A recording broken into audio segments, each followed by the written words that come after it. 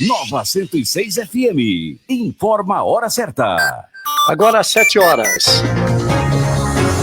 Agora, a sua Nova 106 FM. Vira notícia. Está entrando no ar.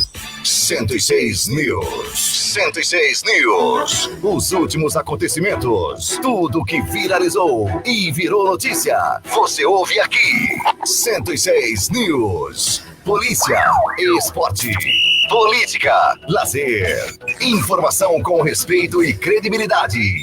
No ar, 106 News. 106 News. Com João Flores Júnior. Olá, Mato Grosso do Sul, bom dia, uma ótima semana para você. Estamos começando aqui o 106 News, a frequência da notícia. Comigo, João Flores Júnior, ao vivo, direto de Campo Grande, a capital de Mato Grosso do Sul, com o apoio do meu amigo Éder Flores. Bom dia, Éder. Bom dia, João. Bom dia a todos novamente. Bom dia, vamos aos destaques do programa de hoje. A polícia investiga a execução de 2 homens sem antecedentes criminais aqui em Campo Grande. O vereador protesta pelo não aumento de servidor que recebe menos que o salário mínimo na prefeitura de Campo Grande. Valdir Gomes diz que está cansado de reajustar, aumento de categorias de vários trabalhadores municipais, mas até agora quem recebe o mínimo ainda continua recebendo menos do mínimo, e se continuar assim, vai fechar o ano recebendo menos que o mínimo. Magali Flores destaca sobre o aumento da Covid em 49 cidades de Mato Grosso do Sul nos últimos 7 dias.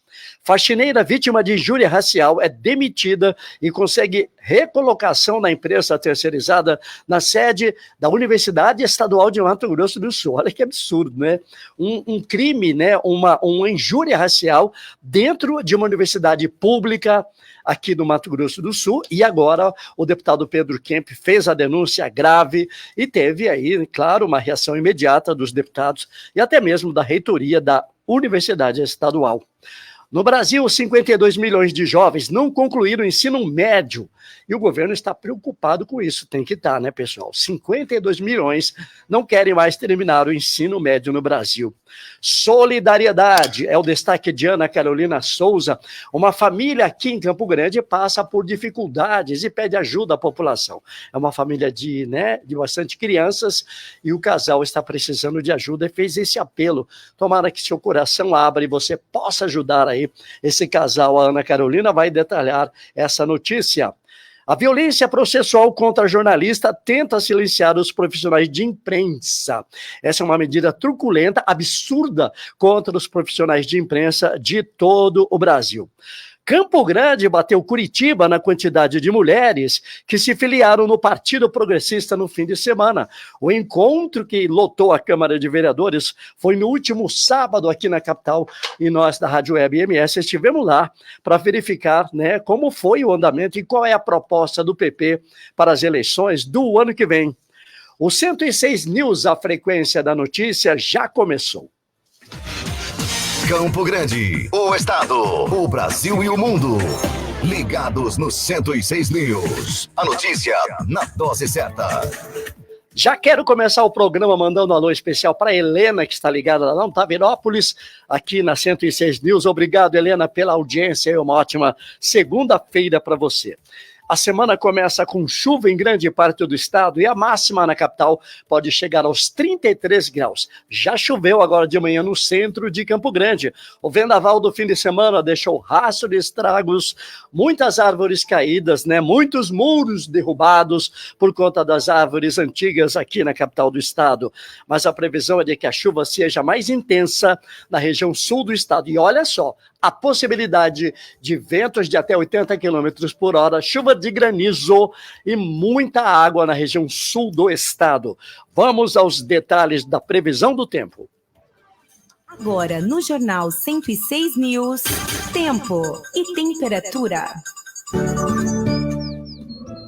Os Instituto Nacional de Meteorologia renovou o alerta de tempestade para os 79 municípios de Mato Grosso do Sul, com chuva entre 20 e 50 milímetros, acompanhadas de ventos entre 40 a 60 quilômetros por hora, além de chances de queda de granizo. Há risco de corte de energia elétrica, queda de galhos de árvores e alagamentos. O aviso vale até para depois das 10 horas da manhã desta segunda-feira. Conforme o Centro de Monitoramento do Tempo e Clima, as instabilidades ocorrem em razão da aproximação de uma frente fria oceânica aliada ao fluxo de calor e umidade vinda da Amazônia. O domingo amanheceu com predomínio de sol, com temperatura máxima de 34 graus. Em Dourados, mínima de 24 e máxima de 34. Na fronteira com o Paraguai, Ponta Porã terá 23 graus e chega aos 33 graus à tarde. Iguatemi e Anaurilândia têm mínima de 24 graus e máximas de 33 e 35 graus. Em Porto Murtinho, variações entre 28 e 39 graus. Corumbá, no Pantanal, tem mínima de 27 e máxima de 35 graus. Aquidauana, na mesma região, tem 26 graus pela manhã e atinge os 36 graus nos horários mais quentes do dia. Camapuã e Coxim, ao norte do estado, iniciam o dia aos 24 graus e ao longo desta segunda-feira chegam aos 34 graus em Camapuã e 36 em Coxim. No Bolsão, os valores em Paranaíba variam entre 24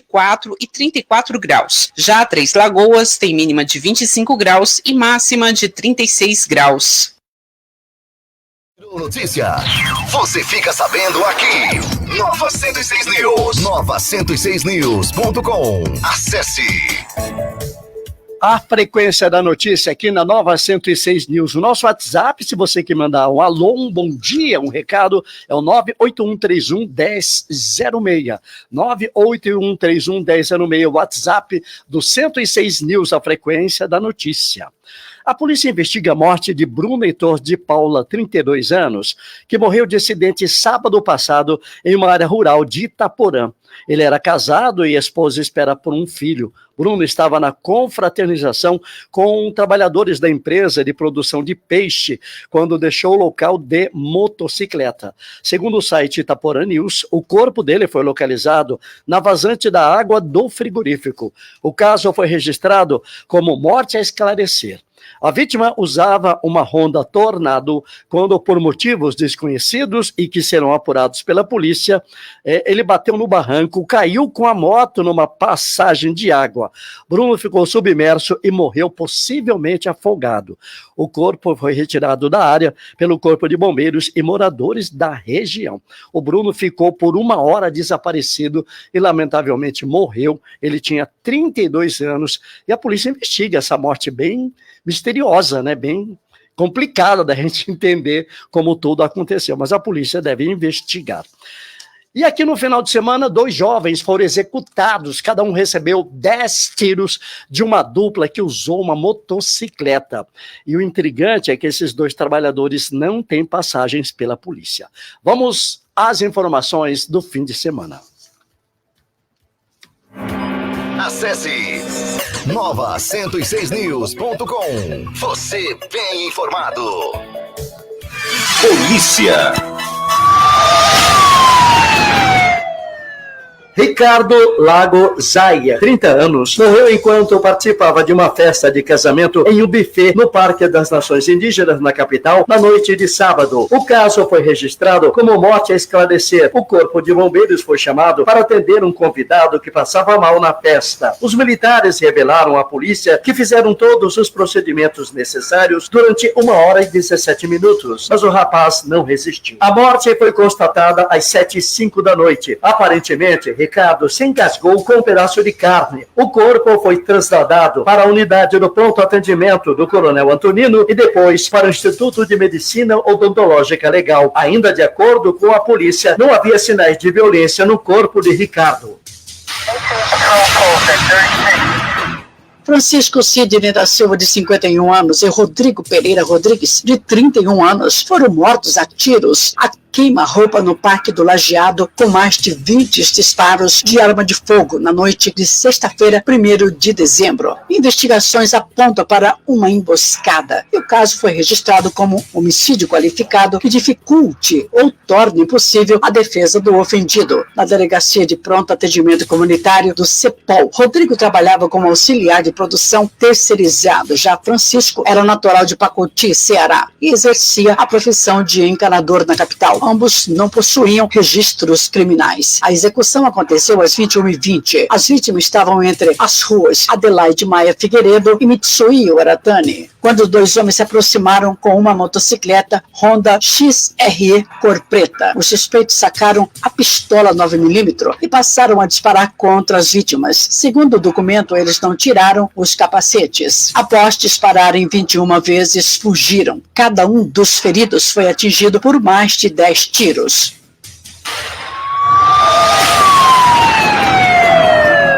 Um brasileiro e 2 paraguaios foram presos durante a Operação Argos da Polícia Federal na sexta-feira, 1º de dezembro, armazenando 2 toneladas e 500 quilos de maconha em um depósito de droga em Ponta Porã, cidade distante a 300 quilômetros da capital. Em nota, a Polícia Federal informa que os suspeitos preparavam a droga para que fosse enviada para outros estados no Brasil. A maconha estava armazenada em caixas, já lacradas com fitas, e ficavam escondidas embaixo de uma lona preta. A operação é uma ação integrada entre o Ministério da Justiça e da Segurança Pública, mais o Ministério da Defesa, com a atuação das Forças de Segurança Pública na região de fronteira.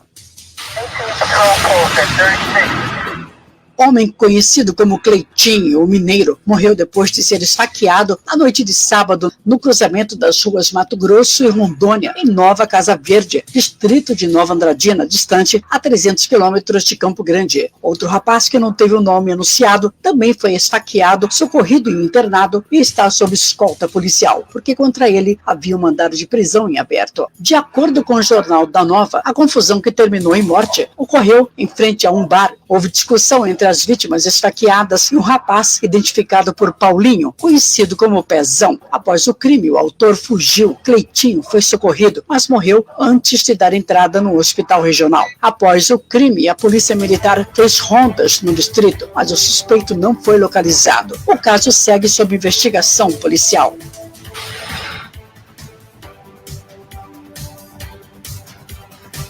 Virou notícia? Você fica sabendo aqui.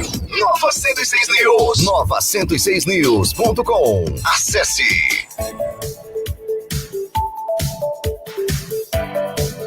Nova 106 News, a frequência da notícia. Pessoal, os vereadores correm contra o tempo para aprovar projetos relacionados a ganhos salariais.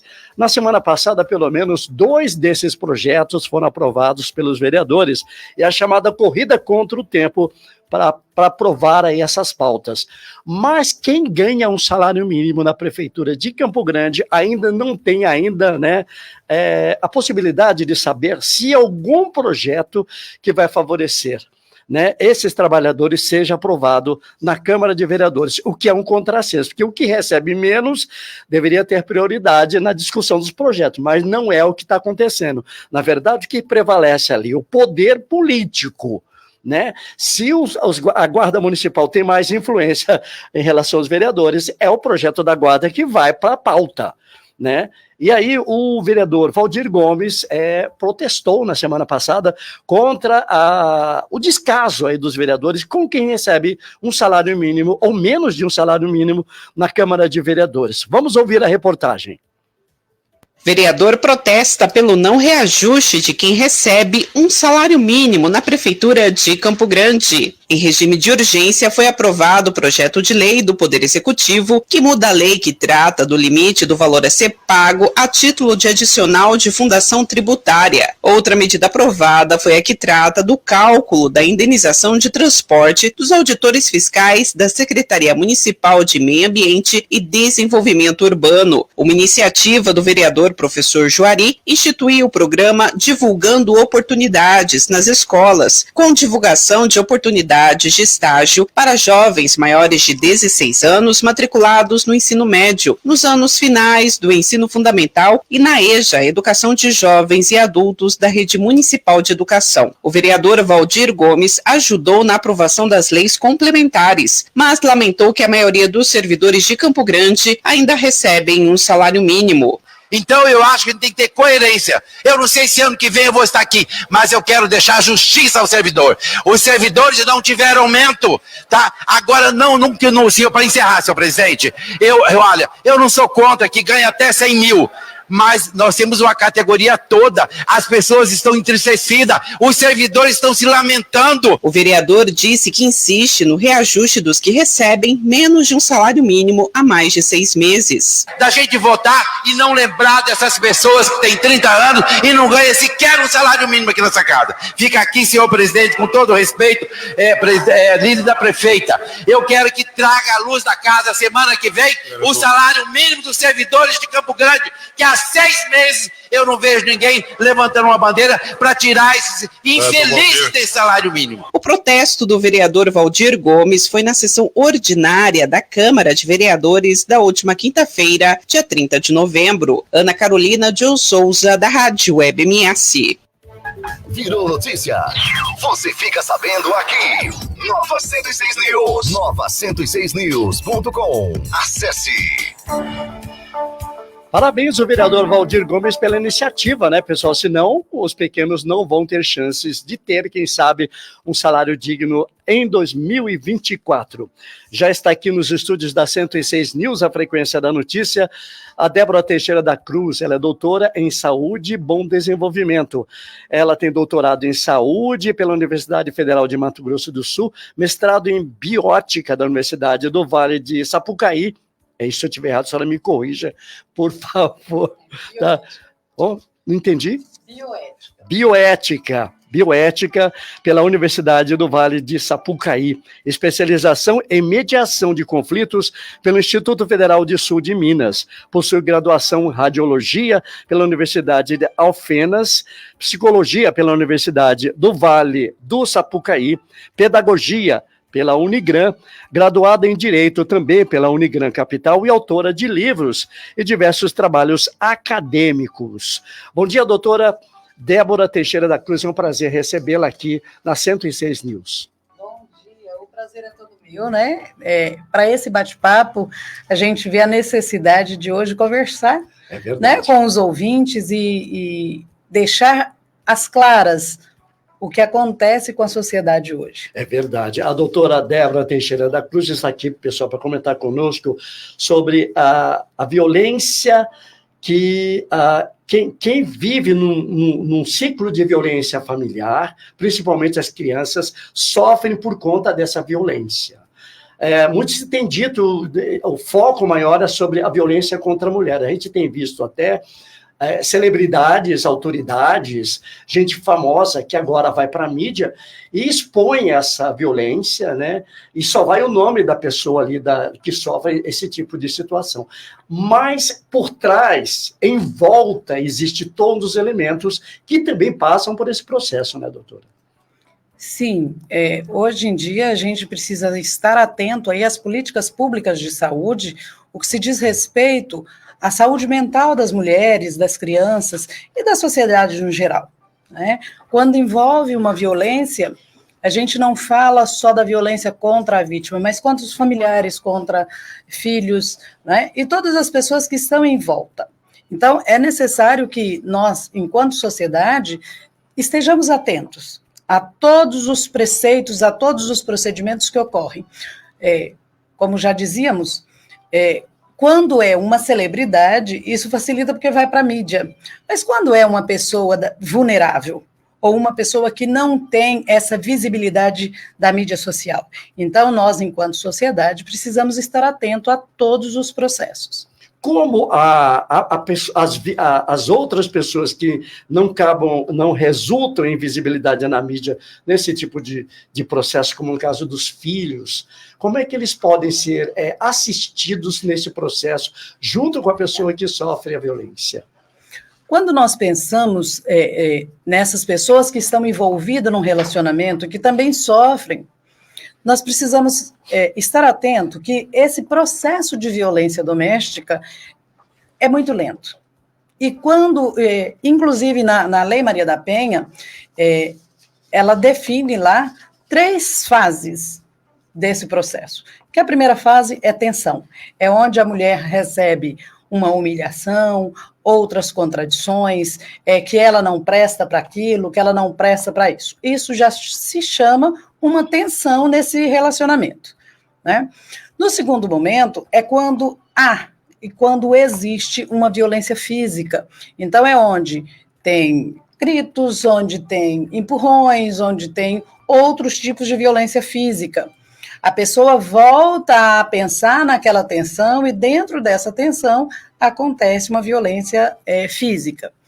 Instantâneo vem o que nós chamamos aí de violência psicológica, porque ela já vem sofrendo há tempos. É por isso que a mulher leva muito tempo para ver, para entender, para compreender que ela está sofrendo essa violência. E aí, por último, a gente sabe que é a fase da lua de mel. Por que essa mulher vai tirar a queixa ou retirar uma queixa de uma agressão? Porque ela acredita que esse homem pode se tornar bom. E isso a gente chama de fase da lua de mel. Eu quero voltar a ter um relacionamento, eu quero voltar a estar com meus filhos, eu quero voltar a estar com você. E se essa mulher não estiver atenta a fazer esses enfrentamentos, é como se ela estivesse voltando a um relacionamento e uma nova lua de mel. Então, isso é preciso estar atentos. Outro detalhe importante acontece com a alienação parental, que aí envolve as crianças. Foi seu pai ou foi sua mãe? Então, assim, o cônjuge, ele vai jogar um contra o outro. Então, ele joga essas crianças também contra. E a gente precisa cuidar da saúde mental dessas crianças, porque ao longo dos anos, ele pode repetir a mesma dose que ele teve quando criança. Então, isso nós precisamos cuidar hoje para que tenhamos crianças saudáveis no amanhã. Doutora, comentei com a senhora antes da entrevista sobre uma declaração da delegada Eliane Benicasa, que é lá da DEAN, Delegacia Especializada de Atendimento à Mulher. Ela disse que a mulher demora 10 anos para se tocar de que ela é vítima de violência, baseado no que a senhora falou, porque ela acredita que o cidadão vai mudar. E às vezes ela vai lá, retira essa queixa. Por que a mulher tem essa visão, tem esse comportamento de acreditar que aquele cidadão que a agrediu, que maltratou, vai ter uma chance de mudança? Quando nós percebemos e falamos da mulher, nós estamos falando de um ser sensível, de um ser maternal, de um ser que aceita. Ela aceita os erros, ela perdoa muito fácil os erros. Então, quando nós pensamos... Quando eu falo aqui, eu estou falando de saúde pública, eu estou falando de algo que vai trazer gastos para a saúde pública. E quando nós trazemos isso, nós pensamos, essa mulher com esse instinto maternal, porque independente se ela tem filhos ou não, a mulher tem essa sensibilidade, ela acredita no homem, ela acredita que essa pessoa pode melhorar. Então, para identificar essa violência psicológica é extremamente difícil. É preciso que nós, quem esteja por perto, destaque isso para a pessoa. Muitas vezes ela está sofrendo, mas ela não entende que ela está sofrendo isso. Isso é uma autocomposição do cognitivo da própria mulher, em acreditar que tudo pode mudar de um minuto para o outro. Isso com promessas, isso por meio de falas, de galanteios, de flores. Uma flor não vai mudar a pessoa. Um buquê de rosas não vai mudar um homem, ou vai mudar uma mulher. O buquê de rosas é uma gratidão, uma gentileza, mas falar que as pessoas vão mudar por isso, a mulher precisa estar atento. O que esse homem quer? Muitas vezes é porque esse homem quer essa mulher só para ele. E nós precisamos lembrar, ninguém é de ninguém. Nós somos seres únicos. Nós nascemos sozinhos. Então, nós precisamos saber que estar com uma pessoa, estar num relacionamento, é preciso ter uma contrapartida. É preciso saber qual é a relação e como está essa relação. Qual é esse afeto? E a mulher acredita muito nessa questão do afeto, do carinho momentâneo. ou de uma relação. É essa relação afetiva, e muitas vezes descontrolada pelos ciúmes, é que pode levar à agressão. E, consequentemente, a morte, né? Então, que é além de... A morte, esse é o principal tema que a gente precisa trabalhar aí, que é o feminicídio, né? Porque ele vem arrolando há tanto tempo, deixando essa mulher envaidecida, que ela pode viver com ele, até que ele faça a destruição. E essa destruição não só da mulher, mas da família. Exatamente. Porque quando destrói uma mãe, destrói a família completa. E outra, né, delegada, recentemente foi aprovada, doutora, foi aprovada aí pelo governo brasileiro uma medida que vai garantir uma espécie de recurso, porque às vezes quando um casal se autodestrói, ele mata ela, ele vai preso, as crianças não têm nenhum tipo de apoio, além de ficar sem os pais, elas ficam órfãs, porque não tem ninguém para cuidar. Né? Nem sempre tem um avô, avó, alguém da família que vai acolher. E essa criança, além de ficar sem a assistência afetiva, ela fica sem dinheiro, sem recursos, sem sobrevivência. E agora o governo está criando uma espécie de bolsa para atender essas crianças menores, sem nenhum tipo de apoio. Todos os municípios, eles já trabalham com essas políticas públicas de saúde, né, e política pública mesmo, para tentar evidenciar todos esses processos dessas mães ou dessas mulheres que são desassistidas. Entretanto, nas minhas orientações, na ciência, na pesquisa, o que nós observamos é que toda mulher, ela precisa fazer esse enfrentamento, e esse enfrentamento deve ser por meio de estudo, por meio de ajuda profissional.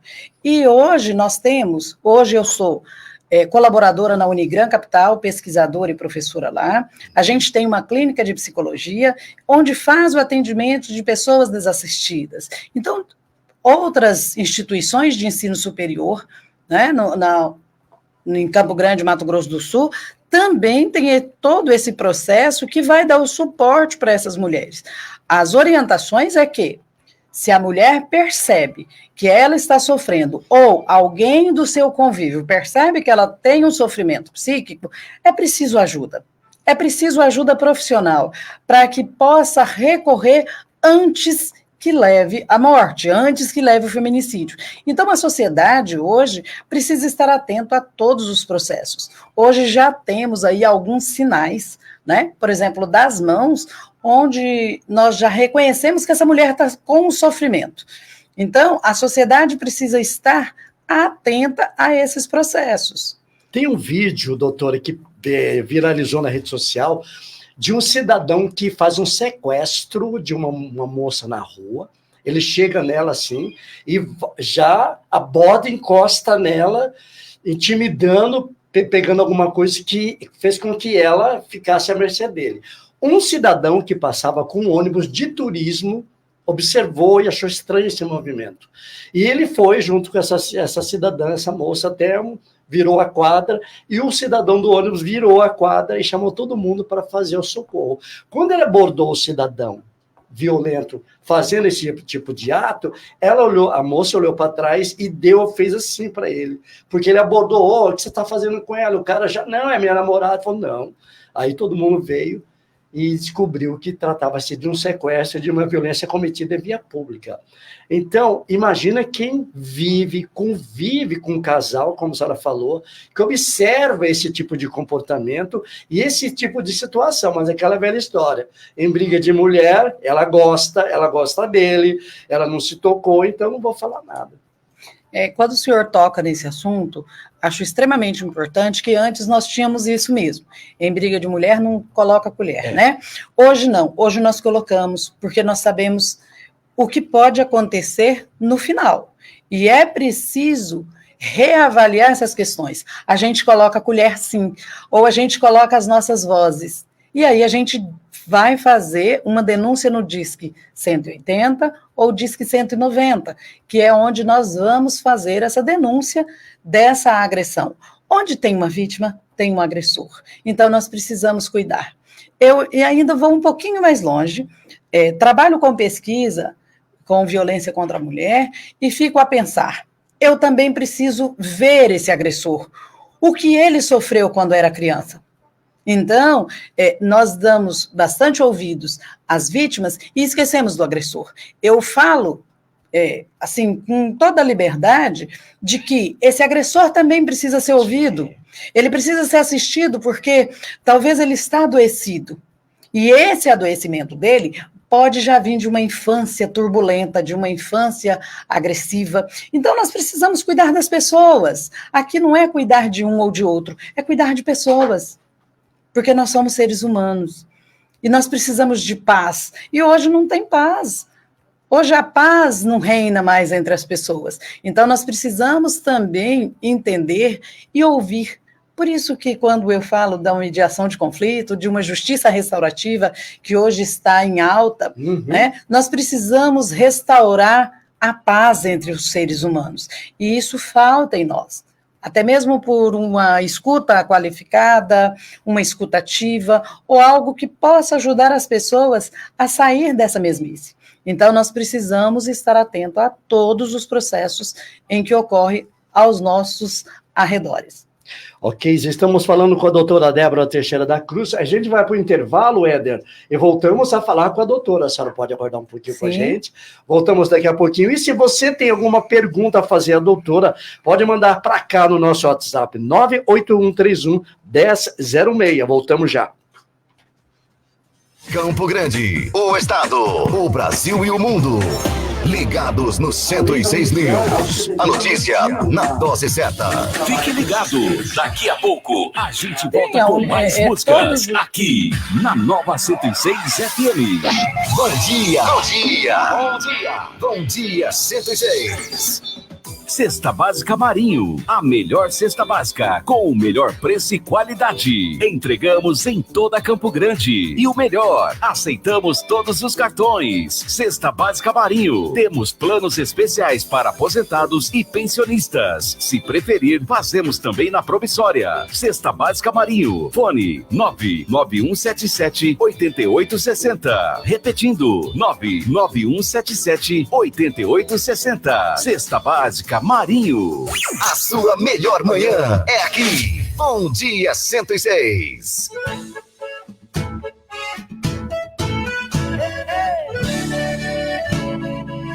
Feliz Natal, turma! Oh, meu povo, Feliz Natal, gente! Hoje a noite é bela, juntos eu e ela. Vamos à capela, felizes a rezar. Ao soar o sino pequenino, vai o Deus menino nos abençoar. Bate o sino pequenino, sino de Belém. Já nasceu o Deus menino para o nosso bem. Paz na terra, pede o sino, alegre a cantar. Abençoe Deus menino, esse nosso lar.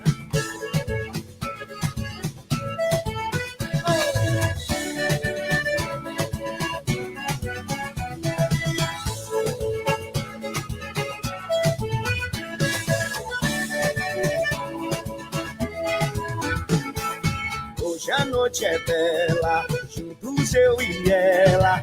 Vamos à capela, felizes a rezar. Ao soar o sino pequenino, vai o Deus menino nos abençoar. Bate o sino pequenino, sino de Belém. Já nasceu Deus menino para o nosso bem. Paz na terra, pede o sino, alegre a cantar. Abençoe Deus menino, esse nosso lar. Bate o sino pequenino, sino de Belém. Já nasceu Deus menino para o nosso bem. Paz na terra, pede o sino, alegre a cantar. Abençoe Deus menino, esse nosso lar.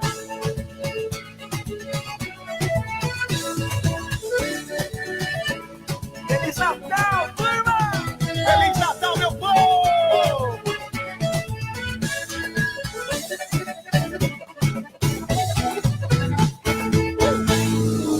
Versátil Camiseteria, com uma estrutura completa para melhor lhe atender. Uniformes esportivos e profissionais com entrega rápida. Pensou em uniformes? Pensou Versátil. Rua Brilhante, 1110. WhatsApp 99256-9917. Versátil Camiseteria. Há 20 anos confeccionando amigos. Bom dia, com alegria. Nova 106 FM. Estamos de volta com a melhor programação do seu rádio. Nova 106 FM. Nova 106 FM. Informa a hora certa. Agora 7h36. Campo Grande, o estado, o Brasil e o mundo. Ligados no 106 News. A notícia na dose certa. Nova 106 News, a frequência da notícia. Voltamos com a entrevista com a doutora Débora Teixeira da Cruz, colaborando aqui conosco para falar da violência, dos traumas causados pela violência, agora sim. Né? Voltamos com a doutora Débora Teixeira da Cruz, que está aqui colaborando com a gente da 106 News, para comentar sobre, né, a violência e o resultado dessa violência na família, né, sobre agressão contra a mulher, e o que traz aí uma série de traumas para quem assiste, para quem está ao redor. A gente estava comentando antes do intervalo, doutora, sobre vários tipos de violência, e a senhora falou com cuidado que tem que ter com o agressor, que ele também precisa de tratamento, né? Sim, o que nós observamos é que esse agressor, ele já pode ter vindo de um lar, de uma família, de um ambiente turbulento. Ou seja, ele deve ter passado por momentos também difíceis. E muitas vezes, nós deixamos de lado essa escuta dessa pessoa. O que será que essa pessoa teve no passado? O que será que houve? Qual o tipo de agressividade que ele sofreu enquanto criança? Eu posso repetir aquilo que eu passei. Aqui não existe, para mim, não existe uma defesa de A ou B. Aqui, para mim, é pessoas. São pessoas que sofrem. Esse agressor também, em algum momento, ele vai estar sofrendo.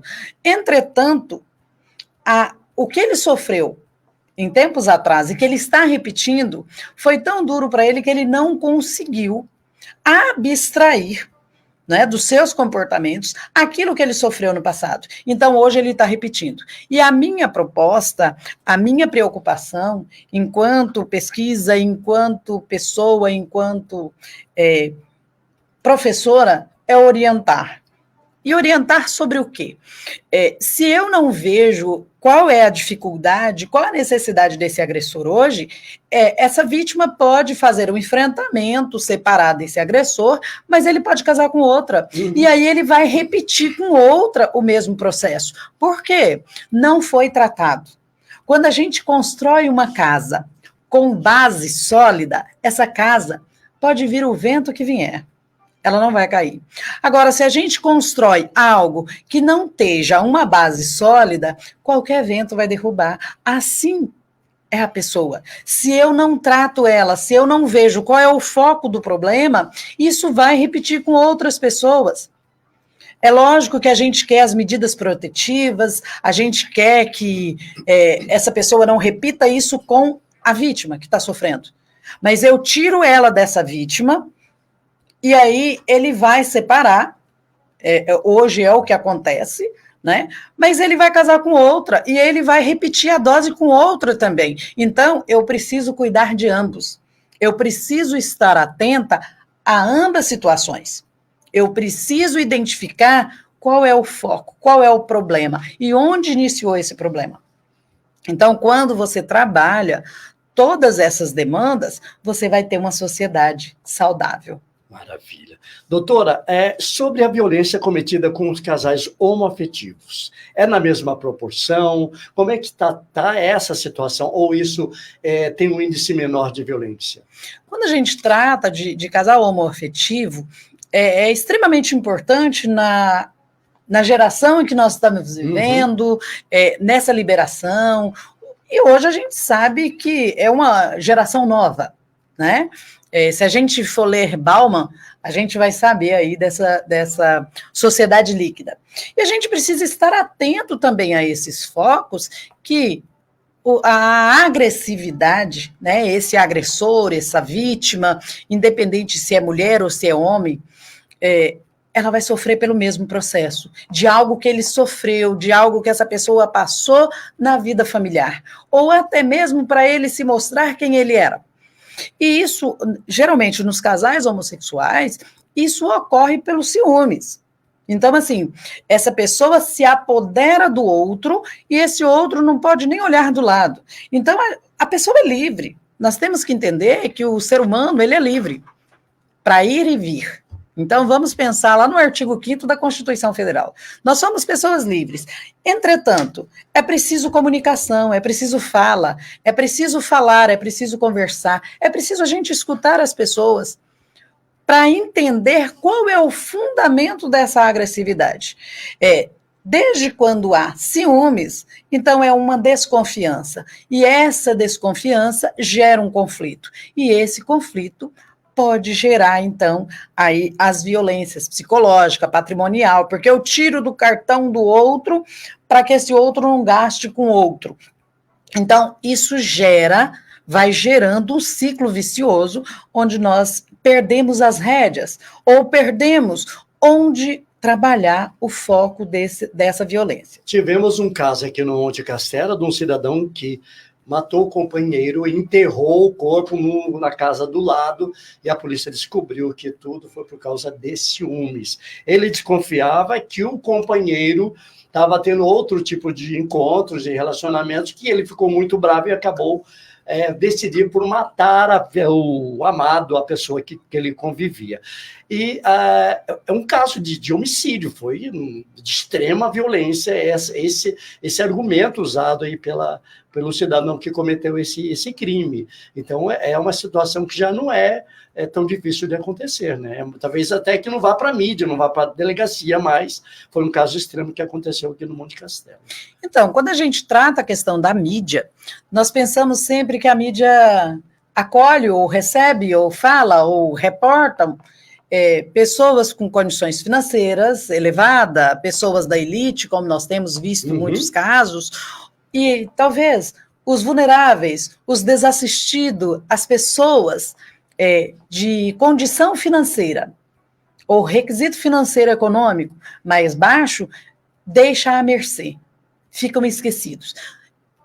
Na minha visão, eu, enquanto estudiosa, enquanto pesquisadora, eu penso que, independente da situação econômica, nós precisamos cuidar das pessoas. Então, eu preciso cuidar das pessoas, independente da escolha, independente da forma de vivência marital, independente de qualquer situação relacional econômica. Eu preciso trabalhar pessoas. Nós precisamos orientar as pessoas na busca de ajuda. Se eu tenho um relacionamento com muitos ciúmes, eu vou buscar ajuda para trabalhar qual é esse foco desses ciúmes.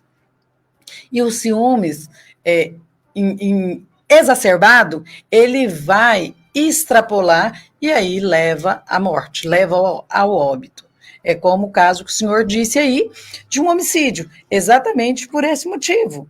Né? Então, são os homicídios, as agressões físicas, a gente sabe de casos, né? Eu, enquanto psicóloga e também psicologia hospitalar, a gente sabe de casos que a gente chega no hospital e está internado e que sofreu violência, mas ninguém sabe.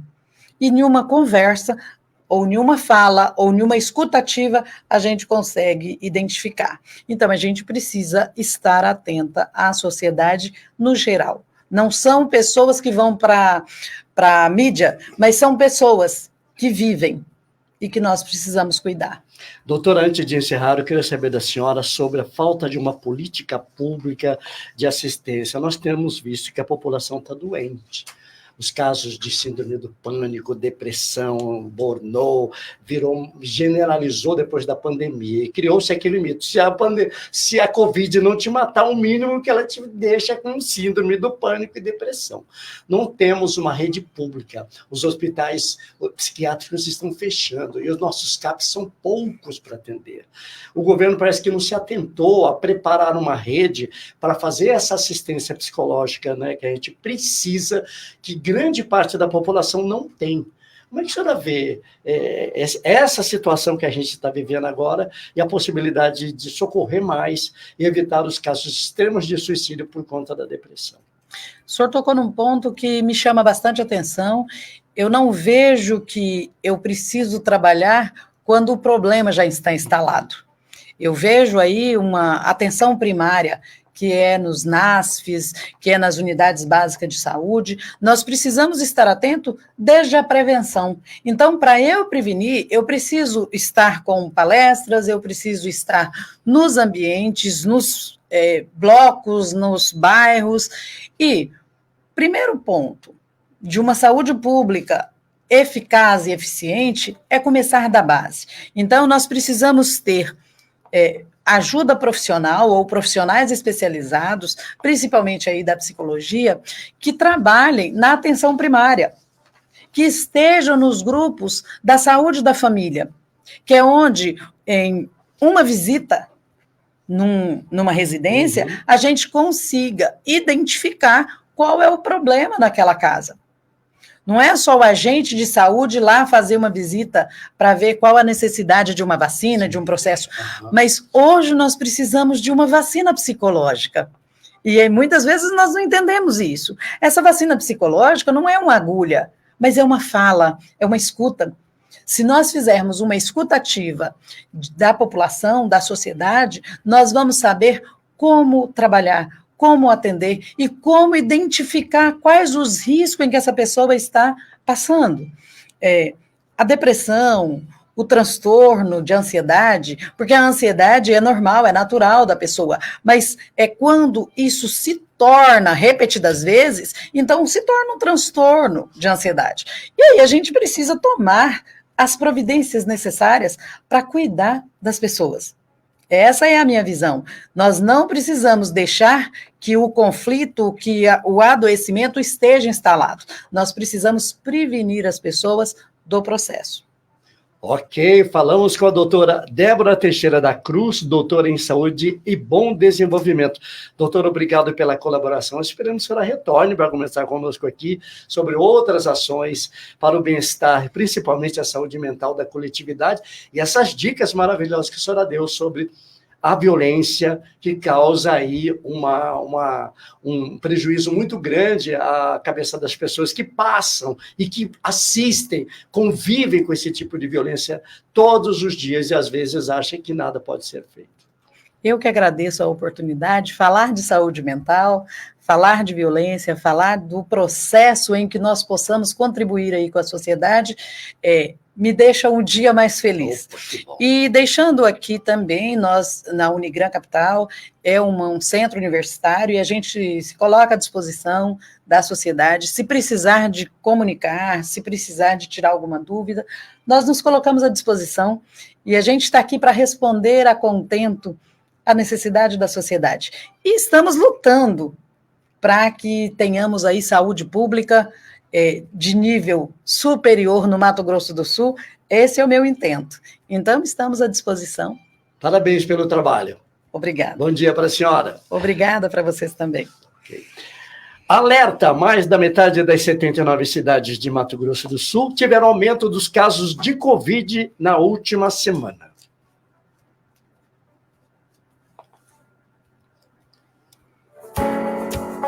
Municípios do Mato Grosso do Sul registraram novos casos da Covid-19 na última semana. Em Mato Grosso do Sul, 49 municípios registraram novos casos de Covid-19 nos últimos 7 dias. Em todo o estado, foram 995 novos casos da doença. Os dados são do último boletim divulgado pela Secretaria de Saúde do Estado. De acordo com o boletim, Campo Grande foi a cidade que mais registrou ocorrências, com 340 notificações regiões da doença, seguida por Ponta Porã, Amambá e Dourados. Os municípios que apresentaram o menor número de novos casos foram Jardim, Pedro Gomes e Sonora. O infectologista Jolival Ribeiro explica os fatores que provocaram um aumento nos casos de Covid-19. Em primeiro lugar, nós sabemos que a vacina nos dá uma proteção durante certo tempo e com o passar do tempo nós vamos perdendo essa proteção, além do que, sobretudo em pessoas idosas, pessoas com doenças crônicas, essas pessoas respondem muito menos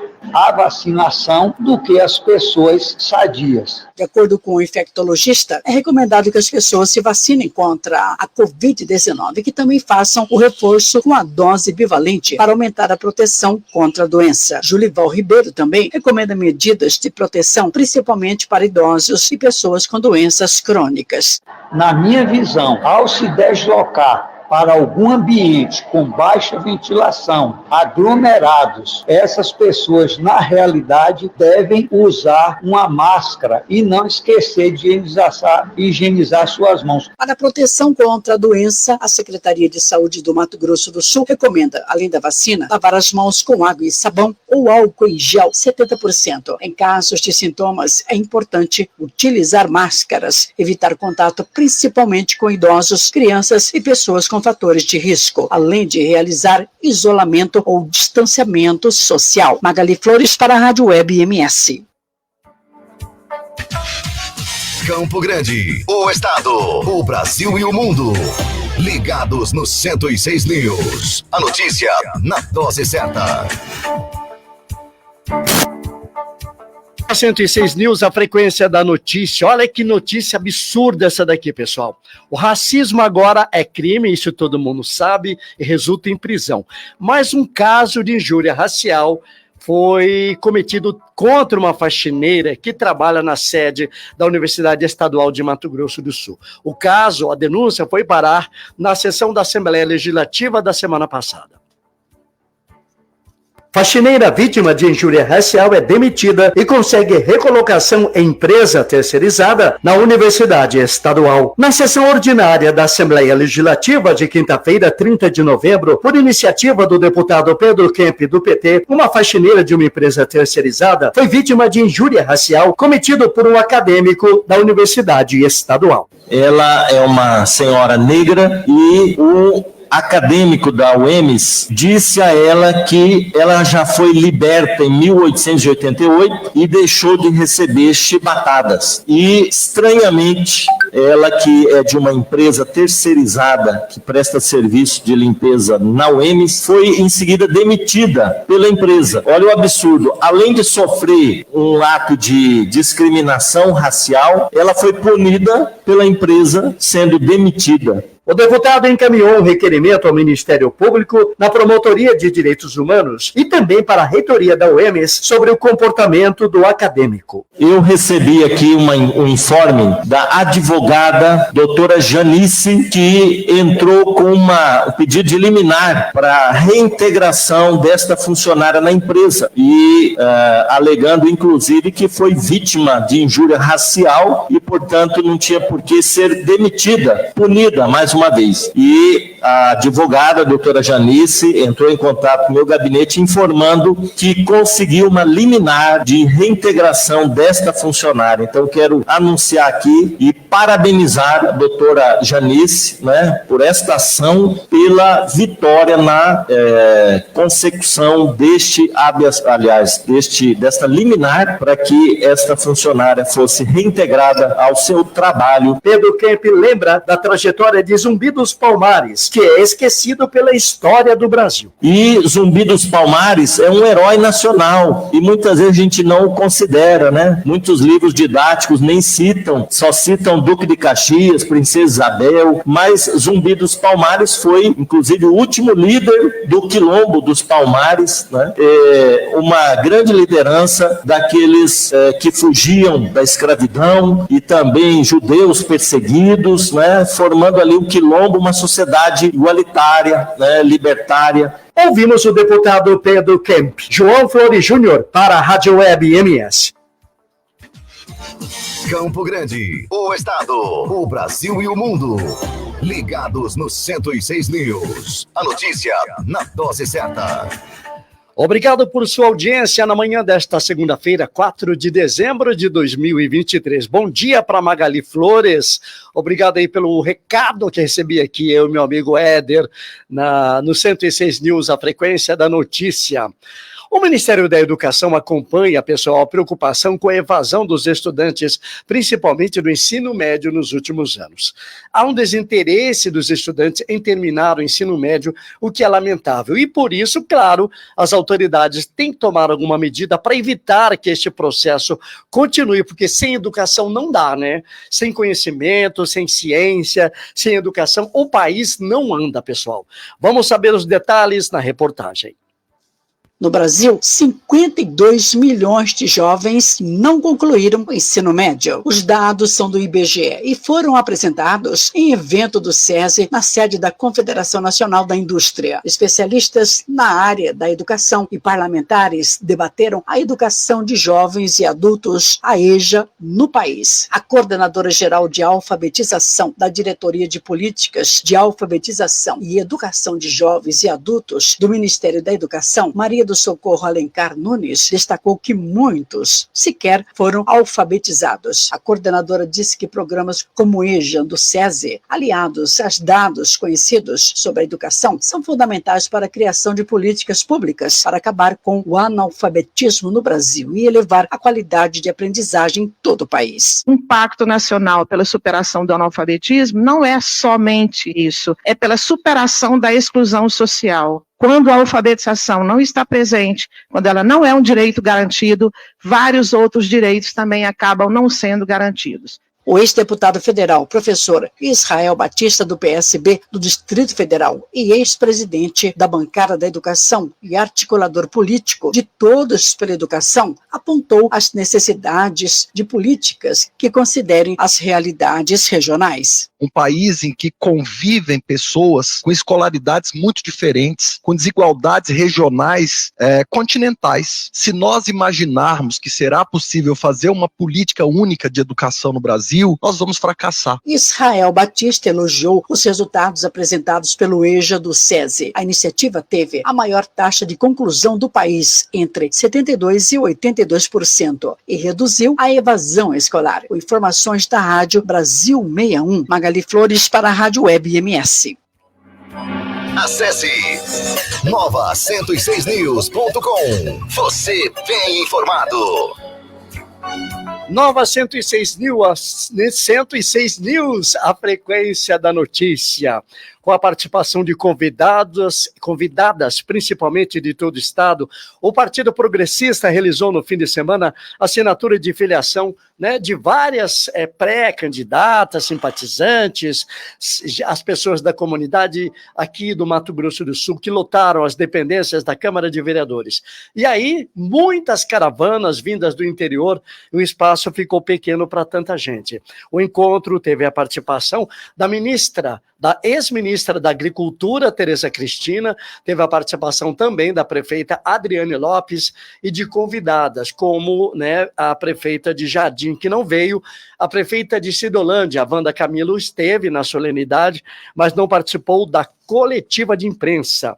E nisso, o Campo Grande venceu Curitiba, né, que tinha lá mais de 2.000 pré-candidatas ou pessoas que se filiaram ao Partido Progressista, segundo a Tereza Cristina. E Campo Grande passou Curitiba na quantidade de filiação de candidatas.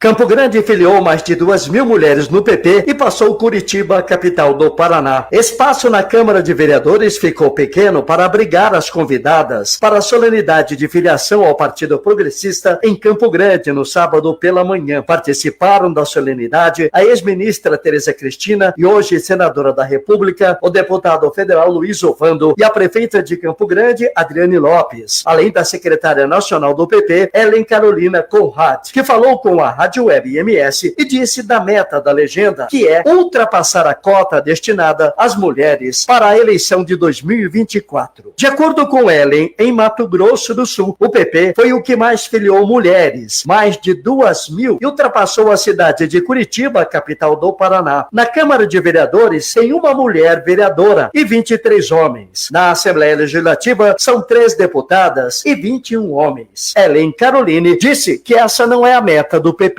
No progressista é diferente, nós temos aumentado a cada eleição. Nós, de 2016, nós dobramos o número da eleição anterior. Então, o nosso partido é um partido que apoia as mulheres. Nós temos uma figura fantástica de representatividade, que é a senadora Tereza Cristina, né, que é o espelho, a inspiração para que as mulheres possam participar do processo político. Então, no progressista, a cada eleição a gente vem aumentando o número de mulheres. Com essas ações de filiação, de capacitação, de engajamento, até porque o processo da mulher decidir a entrar na política é diferente do homem, né? A mulher tem os filhos, tem o marido, tem a casa, tem o trabalho, é diferente. Então, o momento vai chegar, mas com trabalho de filiação e de capacitação para trazer essas mulheres a participarem do processo político. A secretária nacional dos progressistas cita a figura da senadora Tereza Cristina como referência para que outras mulheres também assumam postos políticos. Nós temos uma senadora da República, nós temos 2 vice-governadoras, nós temos uma bancada federal extremamente atuante, estadual, então nós estamos trabalhando para reverter esse quadro. A Rádio Web MS falou com a secretária nacional do Partido Progressista, Ellen Caroline Conrad. João Flores Júnior para a Rádio Web MS. Acesse nova106news.com. Você bem informado. Nova 106 News, a frequência da notícia. Vamos terminando o programa de hoje com uma informação anunciada agora há pouco pela assessoria do governo de Mato Grosso do Sul. Daqui a pouco, às 9 da manhã, o governador Eduardo Riedel fará uma entrevista coletiva para anunciar posicionamentos do governo aqui do estado sobre a reforma tributária. A coletiva vai ser no anexo, no receptivo do Prosa, né? Ali no anexo, perto do Centro de Referência de Recuperação de Animais Silvestres, ali onde fica próximo ao Parque dos Poderes, na entrada do Parque dos Poderes, e os detalhes dessa posição do governo você vai conferir também aqui amanhã, a partir das 7 horas. O 106 News tem edição e sonorização de Ana Carolina Souza, locução de Magali Flores e Edson Schauer, apresentação de João Flores Júnior, com a participação do meu amigo Éder Flores Araújo. Bom dia, Éder. Voltamos amanhã. Bom dia, João. Bom dia a todos e uma ótima semana para todos. Ótima semana, pessoal. Fica com Deus. Voltamos amanhã. Até lá. Campo Grande, o estado, o Brasil e o mundo. Ligados no 106 News. A notícia na dose certa. Fique ligado. Daqui a pouco a gente volta com mais músicas aqui na